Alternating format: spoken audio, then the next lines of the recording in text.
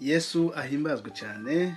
Ndabaramukije, ndabifuriza amahoro aho muherereye hose n'umunezero no kugubwa neza. Uyu munsi nashaka ndakubwire ko Imana igukunda, Imana ko iri mu ruhande rwawe.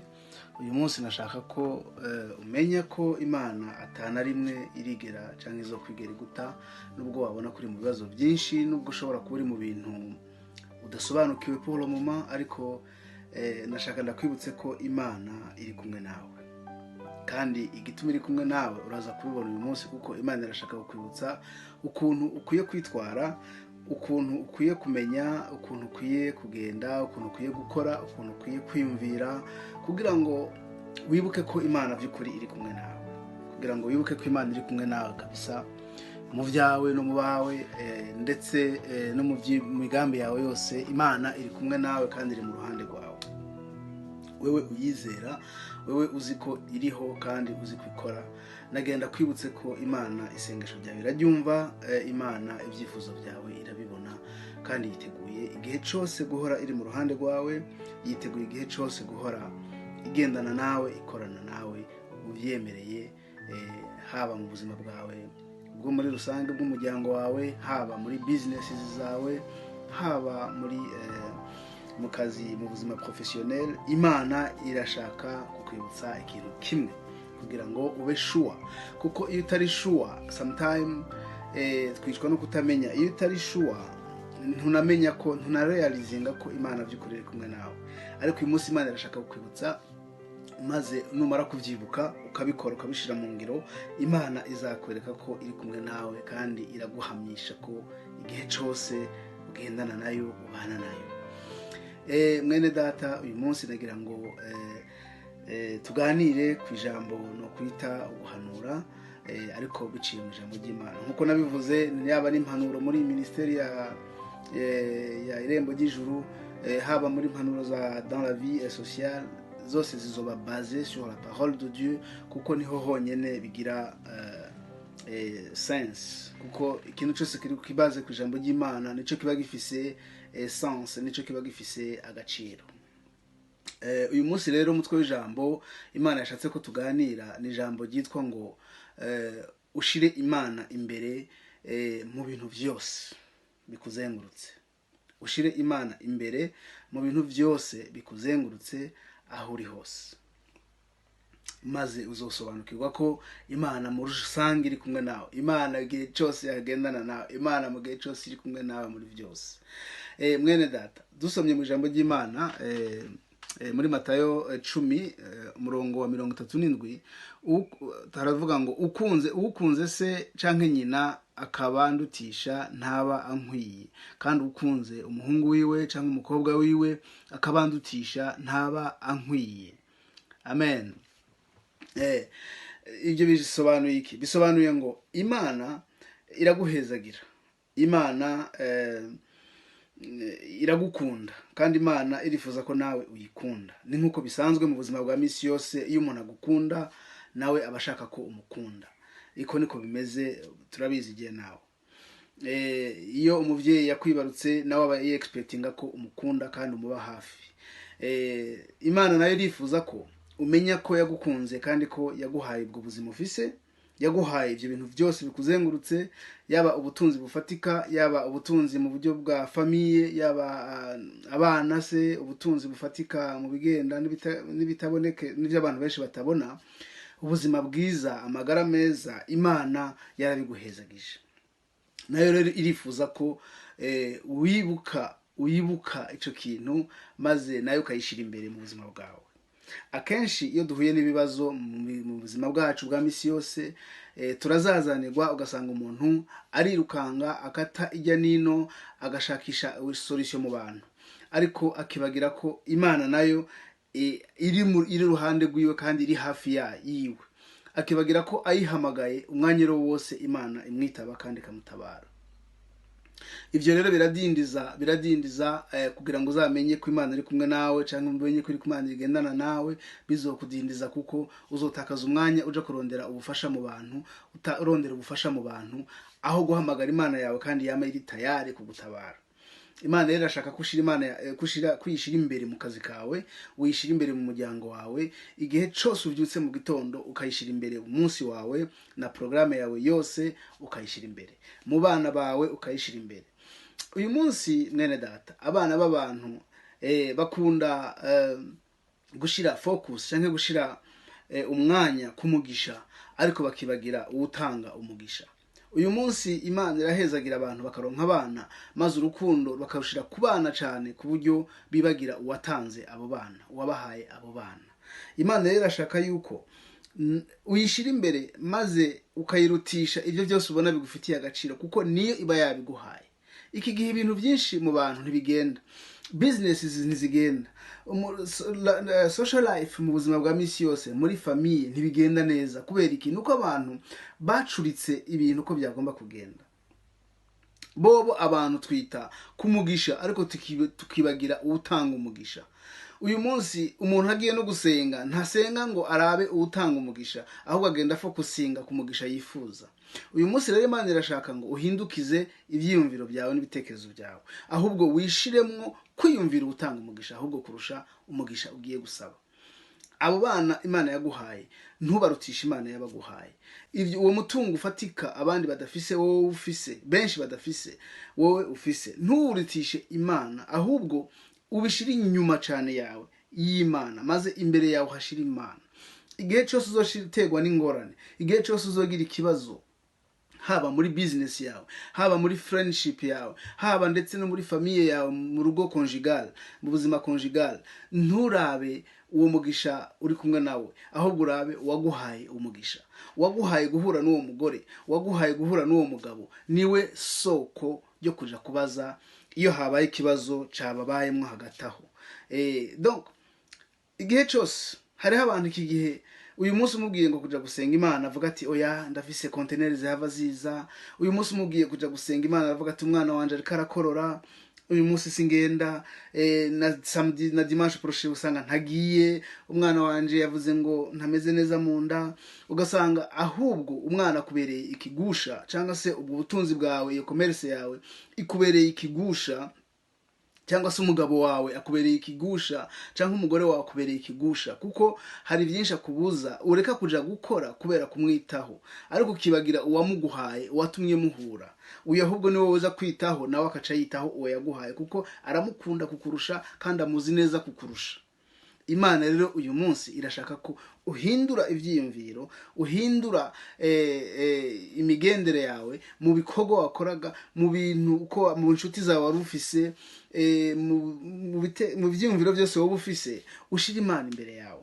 Ubyutse mu gitondo, shira Imana imbere yawe. Ugiye muri business, ushira Imana imbere yawe. Uti Imana ndagiye aha hantu, ndashaka ko wewe unje imbere, kuko iyo udashize Imana imbere niho haza ivyiyumviro bigutwara mu zindi nzira, kuko umuntu yamakeneye assurance, usanga wagiye kurondera rero bakamenyi ngo abari bushira imbere. Hari abantu benshi bagendana amahirizi, murabizi, burya siwe nuko abayumva ko ari insecure, ari dans l'insécurité, yifuza security yawe. Rero uyu munsi nashaka ndakwibutse ko ari Imana.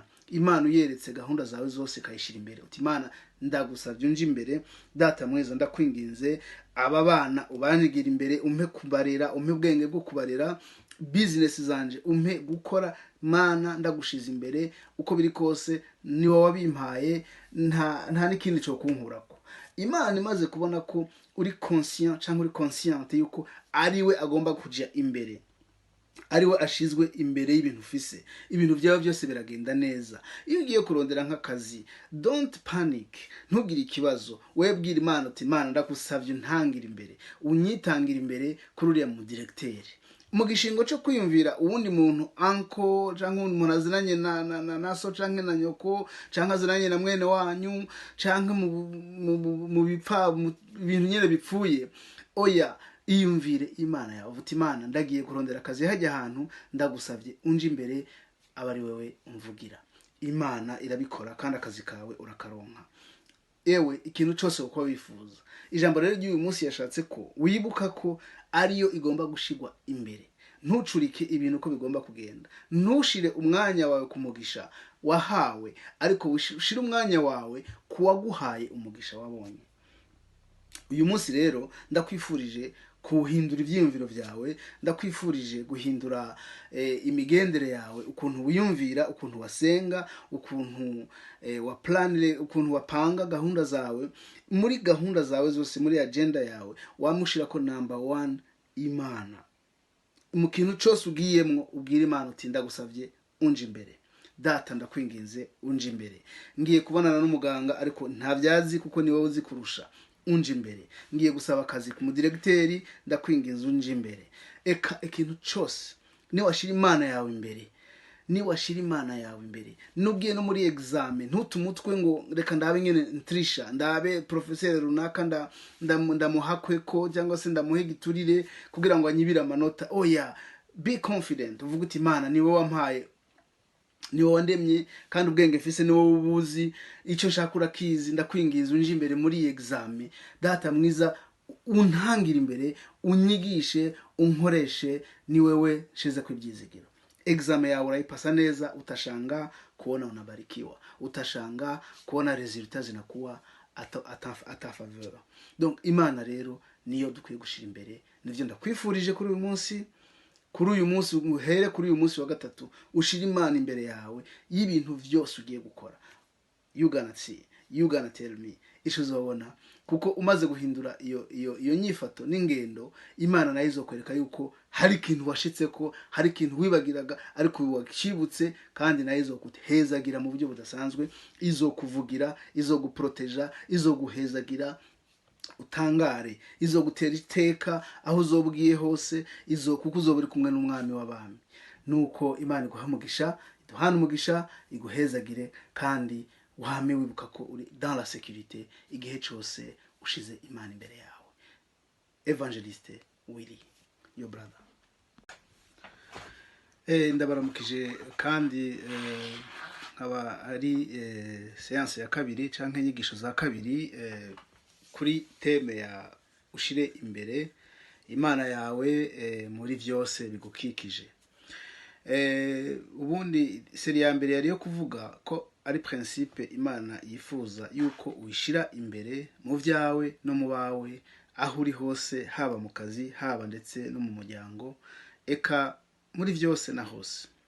Umaze kumenya gushira Imana yawe imbere ya byose, Imana nayo izogutangaza, kuko uzoyibona ukundi utari usanzwe uyibona. Izokwiyereka, uzoyibona, uzoyikabakaba, uzayiganira nayo, uzayibona mu buzima bwawe bwa misi yose, kuko uzoba wabaye umunyabwenge, ukamenya gushira Imana yawe imbere y'ikintu cyose. Kanatsinda niwe aba yaguhaye umugisha, niwe aba yaguhaye ubutunzi, niwe aba yaguhaye ayo magara meza cyangwa se ubuzima bwiza, niyo iba yaguhaye n'umuryango ndetse n'abana. Inyigisho za mbere rero zari nka principe, no kuvuga gushira Imana imbere. Ariko ubu uriya tugiye muri séance ya kabiri, harimo inyigisho kuri iyo teme nyene ya gushira Imana yawe imbere y'ibintu byose. Ubu tugiye rero muri detail, tuje no muri technique, kugira ngo wumve ukuntu ushobora gushira Imana yawe imbere mu byawe, mu byo ukora byose. Natanze nk'urugero, Imana iradukunda, Imana ikunda imiryango yacu, Imana irakunda umuryango wawe. Ijambo ry'Imana rivuga ngo umuntu muri Luka 14:26 ati umuntu niyaza kuri jewe ntiyanke se na nyina n'umugore wiwe ndetse n'abana biwe na bene nyina n'abashiki biwe mbere n'amagara yiwe, nayo ntashobora kuba umwigishwa wanje. Inshuti yanje, urazi neza yuko Imana itokubwira ngo wanke umuryango wawe, itokubwira ngo wanke abana bawe, itokubwira ngo wanke abavyeyi bawe cyangwa se mushiki wawe cyangwa se musaza wawe. Ariko ici shaka kuvuga, ijambo ry'Imana rishaka kuvuga ngaha nikiye, ni nuko wibuka ko mu byo uha agaciro byose ugomba kwibuka ko ugomba gushira Imana imbere, kwishira hejuru muri ibyo bintu ufise, kuko uzi neza ko tahandi byavuye.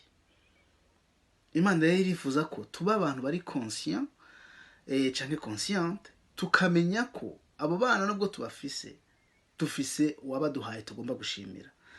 Umugore mwiza cyangwa se umugabo mwiza nubwo ndamufise, hari benshi iruhande rwanje batabafise canke gwawe, ukagomba kwibuka gushimira Imana kuri icyo kintu yabikoze. Ni gute rero ubishyira mu bikorwa? Ni ukuvuga ngo ibyo bintu byose uha agaciro mu buzima bwawe, ntihagire ikintu na kimwe kikubuza kujya imbere y'Imana, ntihagire ikintu na kimwe kikubuza gukora ibyiza byitiririrwa Imana yawe, ntihagire ikintu na kimwe kikubuza kujya gutazira no kuramya Imana muri kiliziya, muri eglise, cyangwa se kujya mu bikorwa byose byohesha Imana icubahiro. Kuko ibyo byose ufise, ntihagire ikintu na kimwe kikubuza, kuko utari kubyiha ariko wabihawe n'Imana. Ikindi kintu umenya, nta kindi kintu Imana ngo ikintu gikuru mu byo Imana yaturemeye ngo ni ukugira ngo tuyitazire, tuyiramye. Amen. Ni ukuvuga rero ngo ufise ubwo butunzi, ufise uwo mugisha wahawe, ntibikubuze kwibuka uwawuguhaye ngo umutazire, uje hamwe n'abandi uvuge iby'izina byiwe byiza, uvuge ubuhanga bwiwe, uvuge ibyiza yagukoreye, ndetse ugire n'abandi ufasha, ugire n'abandi ugirira neza kuri uwo mugisha waronse. Ibyo rero niko Imana yifuza. Ntibikubuze kuja mu bijanye n'ivy'Imana, ntibikubuze kuja mu byo byotuma uhesha Imana icubahiro mu buzima bwawe, kuko mu mutwe wawe uzi neza yuko ivyo ufise ugomba kwibuka gushimira uwabiguhaye. Mu buzima ngaha mw'isi dufise, turazi neza mu bantu, tuvaje mu bantu mu buzima busanzwe, iyo umuntu yakugiriye neza akaguha nk'umutahe ugatanguza business, uyo muntu mu buzima bwawe il sera gravé dans ton cœur. Ntuzoshobora kumwibagira n'umunsi n'umwe. No mu masengesho uzajya usenga usanga wamushize muri sengesho, kuko wibuka neza ahantu yagukuye, ivyo ufise akaba ari we yabaye source yavyo. Uyo n'umuntu. Ibuka rero umuntu nawe yaguhaye ubuzima, ibaze nawe umuntu yaguhaye ubuzima, umuntu aguproteja jour et nuit, ariyo Mana, nayo igomba kuba gravé dans ton cœur, dans ton âme, kugira ngo no mu mutima wawe, no mu bwenge bwawe, igihe cyose uzamuye ijwi usenga, wibuke gushima Imana ko yaguhaye ubuzima kuriho, wibuke gushima Imana ko ivyo ufise byose ari we yabiguhaye. Nubwo byo byaraciye mu muntu, ariko ni Imana, n'ijwi ry'Imana ryamubwiye ati mpera umugisha runaka. Uko niko Imana yifuza ko tuyishimira, tuyishimisha ibyacu. Muri business naho, muri business ushobora kwibaza uti se nashira Imana imbere gute, noshira Imana yanje imbere gute? Muri business birashoboka ko ushira Imana imbere mu kuba umunyakuri, mu kuba umuntu adashaka inyungu adakwiriye, umuntu ashaka inyungu zihesha Imana icubahiro, inyungu z'ukuri, inyungu nkeya ariko nziza zihesha Imana icubahiro, ukaba umunyakuri.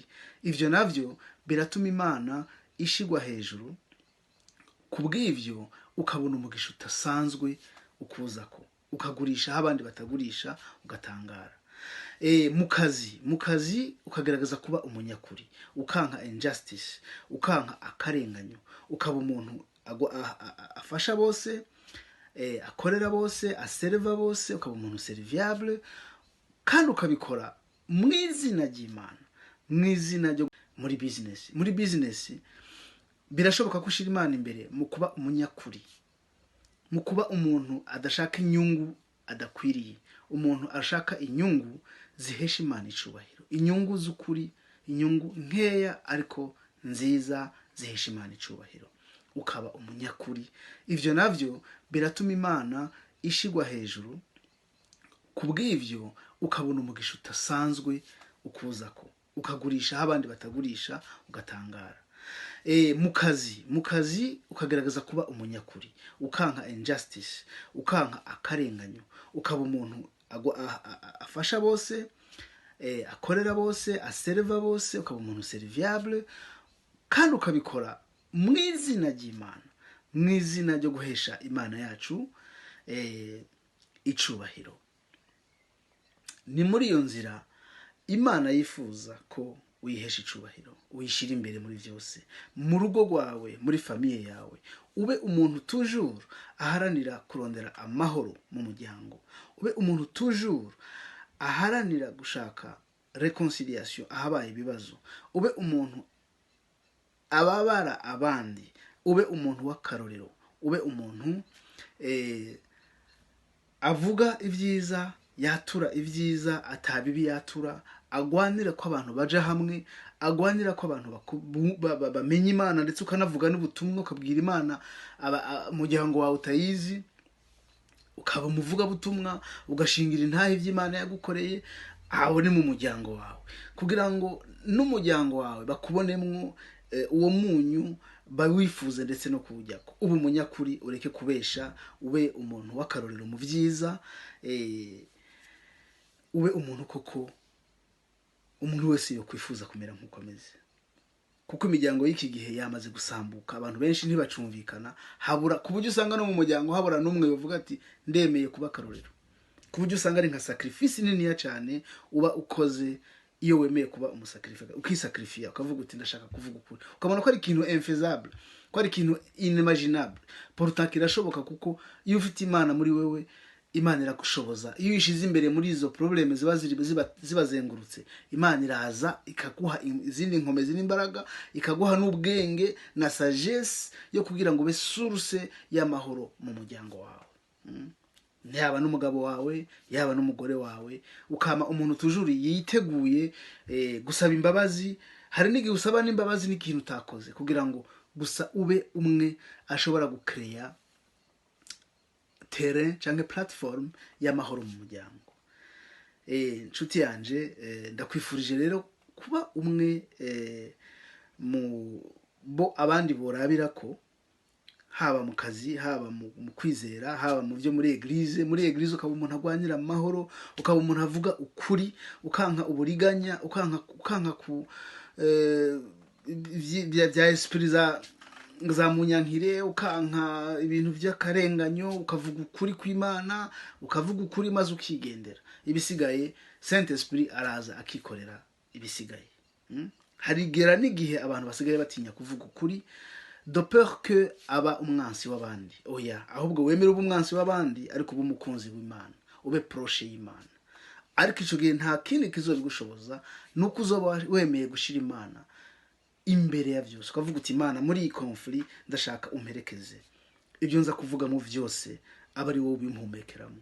Imana irabigukorera, kandi nukuri urabera umugisha abandi, kuko fin de fin baraza kwiranda compte ko, kuko toujours il y a un proverbe qui dit que la vérité triomphe toujours. Donc ukuri nubwo gushobora gutinda, ariko kuratsinda. Donc ushobora kutaronka umunezero uyu munsi wavuze ukuri, ariko mu kwezi kumwe ukazoronka umunezero w'imyaka 10. Haleluya! N'icubahiro c'imyaka 10 wasuzuguwe uyu munsi. Hagize ingorane nazo zigushikira, don't worry, ariko umenye ko Imana ihari. Maze cyo wiririmbira uvuga uti narakubonye Mana, narakubonye Mana, narabonye ukuboko kwawe, narakubonye Mana, mu bibazo Mana, narakubonye Mana, narabonye ukuboko kwawe, narakubonye Mana. Maze umaze kuririmba ugira amahoro, Saint Esprit akakuzamwo, kuko wagwaniye ukuri. Imana yamiku igushira ko attention ziri beaucoup plus particulière, kuko si kenshi biba, si henshi biri. Iyo rero baye umwe yemera kukwisacrifiya, mu kuvuga ukuri, mu gushira Imana imbere, mu kugwanira ibyiza by'Imana akabishira imbere, mu kugwanira izina ry'Imana akarishira imbere, Imana ikwitaho kurusha. Haleluya! Ndakwifurije rero kuba umwe muri abo, ndakwifurije kuba umwe ahezagira Imana n'ukuri, Imana ikanezerwa, umwe Imana ishobora gucamwo akavuga ati ujya n'umwana wanje. Nk'inkuru ya Yobu, urabizi Yobu yari yarageseye, yari yarababajwe bikomeye, ariko Imana yari yabonye umutima wiwe, yaravuga ati ujya n'umwana wanje. Kuko Yobu no mu bibazo yari arimwo ntiyananigwa, cyangwa se ntiyigeze ahengeshanya na rimwe gushira Imana yiwe imbere, kuyubaha no kuyumvira. Malgré lui, malgré la douleur qu'il endurait, yagumye ari mu ruhande rw'Imana. Muri iyo injustice ishobora kukuza ko, hagarara mu ruhande rw'Imana. Mu bintu byose byoba biteye aho uri hose, aho cyangwa se aho uherereye, wewe hagarara kuri side y'Imana, kandi Imana irakugwanira, kandi uzitwa umutsinzi. Haleluya! Imana iguhezagire. Izi zari zinyigisho zo muri iki gihe, yateme yayo ikaba ari ushire Imana imbere mu buzima bwawe bwose. Amen. Evangeliste Willy.